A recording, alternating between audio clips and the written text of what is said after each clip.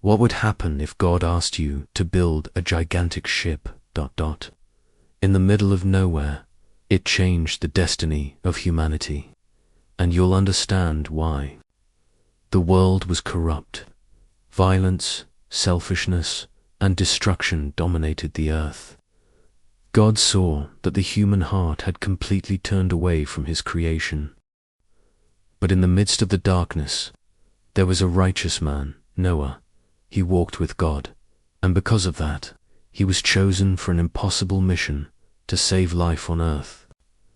God revealed a detailed plan to Noah. He was to build an ark 300 cubits long, 50 cubits wide, and 30 cubits high.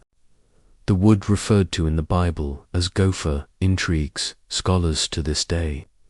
Although its exact identification is uncertain, many believe it was cypress or cedar trees resistant to humidity, pests, and weather. Noah and his family, without metal nails, cranes, or any modern tools, carved each part of the ark with rudimentary stone or bronze instruments. Beam by beam, they cut, sanded, and fitted the structure with impressive precision, using rope ties, perfect joints, and wooden pegs hardened in the sun. Every detail of the construction was done by hand under the heat of the desert, in total obedience to divine order. There were no engineers, calculations, or machines, only faith. Faith that this vessel, built in the middle of nowhere, would save life on earth. The silence of the handmade tools was mixed with the silence of confidence that grew along with each wall built. As Noah raised the ark with his own hands, those who watched him only laughed. They called him crazy, mocked his faith, and belittled his words about a coming flood. To them, the sky had always been blue, and the idea that waters would cover the earth seemed absurd. Day after day, Noah endured insults, ridicule, and scorn. But he did not give in. Silently, with a steady gaze and a surrendered heart, he continued to work. Each blow of the hammer was an act of spiritual resistance. His faith did not depend on the evidence around him, but on the certainty that the voice he had heard was true. While the world celebrated its own decline, Noah built salvation with unwavering faith and calloused hands. With the building completed, the animals began to arrive in organized groups, 2 by 2, as a natural order that respected the balance of creation. There were not millions, as one might imagine, but only the types needed to start life over again in a wise and prudent way. Each pair brought with them the promise of renewal, representing the various species in their purest and most essential form. They were young and vigorous cubs, with the energy of those who had not yet been marked by the weight of time. These light and agile beings were chosen for their ability to adapt, as they were easier to care for and better able to face the challenges that would come. Each of them, as a crucial piece in the great cycle of life, carried with them the hope of a prosperous and harmonious future. With the building completed, the animals began to arrive in organized groups, 2 by 2, as a natural order that respected the balance of creation. There were not millions, as one might imagine, but only the types needed to start life over again in a wise and prudent way. Each pair brought with them the promise of renewal, representing the various species in their purest and most essential form. They were young and vigorous cubs, with the energy of those who had not yet been marked by the weight of time. These light and agile beings were chosen for their ability to adapt, as they were easier to care for and better able to face the challenges that would come. Each of them, as a crucial piece in the great cycle of life, carried with them the hope of a prosperous and harmonious future.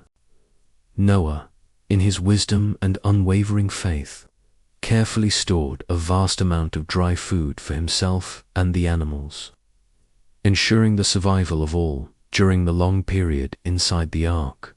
Seeds, grains, dried fruits, and roots were meticulously selected and preserved, with each type of food being stored in a manner that maximized its durability and nutrition.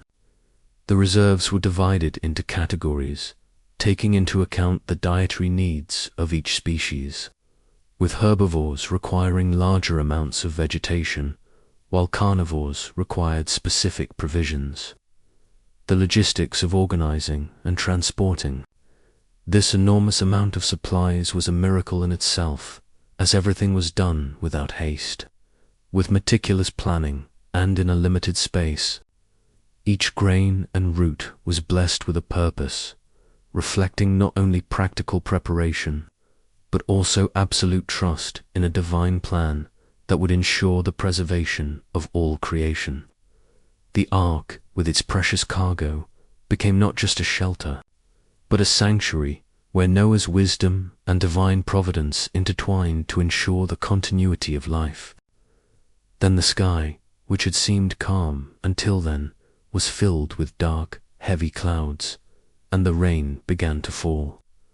At first it was a soft sound, almost like a sigh of nature, but soon the drops became heavier and more incessant.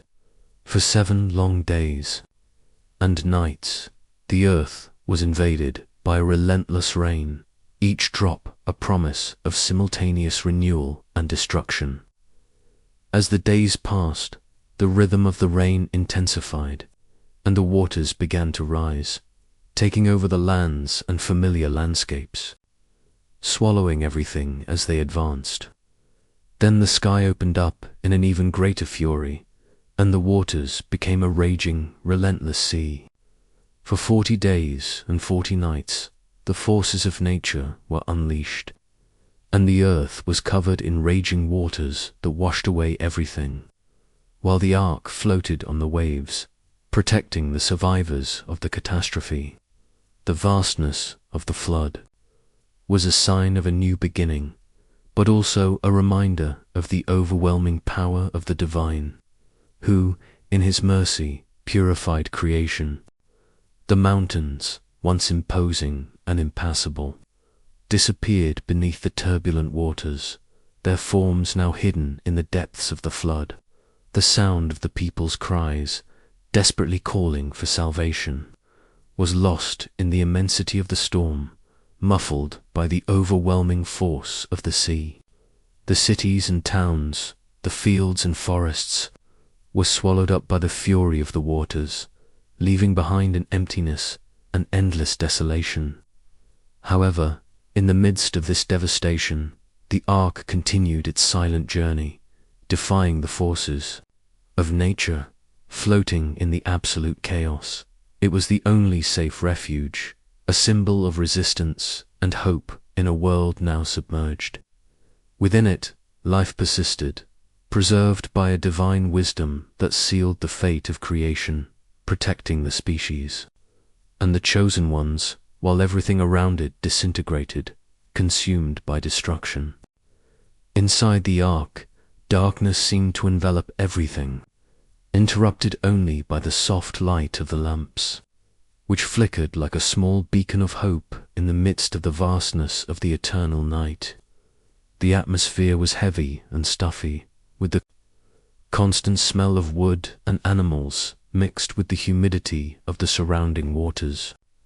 The routine was relentless and required strength and dedication, feeding the dozens of species, cleaning the compartments and keeping everything in order, an arduous task that never seemed to end.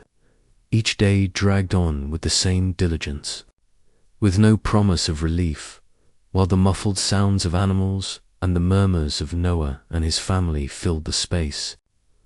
However, the greatest challenge was not physical, but spiritual, keeping faith alive amidst the darkness, both literal and figurative, believing that the cycle of destruction unfolding outside would give way to a new creation.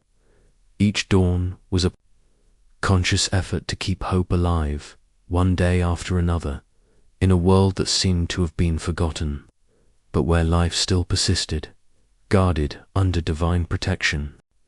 Each day, the incessant sounds of the animals, with their roars, screams, and movements, filled the heavy silence of the ark, mixed with the roar of the sea, which beat furiously against the wooden hull. The sound of the waters seemed to envelop everything, like a constant reminder of the immensity of the flood, of the chaos that reigned outside that shelter. But inside the ark there was a tense calm, fueled by the unshakable faith of Noah and his family, even without the sight of solid ground, without any sign that the promise of a new beginning would soon be realized. Noah felt deep in his heart that the hand of God held that refuge together. He knew that, despite the darkness around him, the promise of salvation was alive, intact, and that the hope of a new tomorrow did not depend on what he saw, but on the certainty of what was to come. Each day without land was a silent reminder that, even in the midst of the storm, the divine word was the only firm anchor. After 150 days of agonizing waiting, the landscape that had previously been dominated by turbulent waters began to slowly change. The waters, which had risen relentlessly, began to recede, as if obeying a divine command, gradually exposing what had been hidden. The sound of the sea faded, giving way to the deep and welcoming silence of the newly discovered land. Little by little, the shapes of the mountains, previously invisible, began to appear on the horizon, their imposing silhouettes breaking the vastness of the ocean. The hope of Noah and his family was renewed with each inch of land that appeared, like a promise fulfilled by divine faithfulness. Finally, after days of uncertainty, the ark found its resting place on Mount Ararat, the place that marked the end of the flood and the rebirth of creation. The dry land, still wet, now represented not only the end of the storm, but the beginning of a new chapter, where God's promise became a concrete and eternal reality. Noah waited patiently, looking out the window of the ark, while the world around him remained silent and mysterious. He sent out a raven, which did not return, but was lost in the vast waters. Then he sent out a dove, which returned with an olive leaf in its beak. The sight of that leaf, green and alive, was like a clear sign of renewal. Noah smiled, for he knew at that moment that the earth was beginning to be reborn. The promise of a new beginning was being fulfilled. Upon leaving the ark, Noah knelt down and built an altar in thanksgiving to God for the life he had preserved. With a heart full of gratitude, he offered sacrifices, acknowledging God's mercy. When he looked up, a magnificent spectacle appeared. In the sky, a rainbow, resplendent and colorful, appeared as a sign of the covenant. The soft light of the rainbow illuminated the horizon, reflecting the promise of a new beginning. Noah, with eyes full of emotion, knew that creation was being restored. God had sealed his promise with that sign of peace and hope. The rainbow was not just a play of colors, but a symbol of a divine covenant. God promised never again to destroy the earth with the waters of a flood. This promise, sealed in heaven, echoes through the ages. To this day, the rainbow reminds us of this eternal covenant. The story of Noah's Ark goes beyond divine judgment. It reveals the opportunity for salvation for all who choose life. The flood does not represent the end of everything, but the starting point for a new creation, where hope is reborn. It is a testimony of mercy and grace, where, even in the face of destruction, the promise of a new beginning remains. The ark symbolizes divine protection, reminding us that, even in times of crisis, there is always a path to renewal. If God could save the world through one man's faith, what can't He do with you? If this message touched your heart, write in the comments, I trust in God's plan.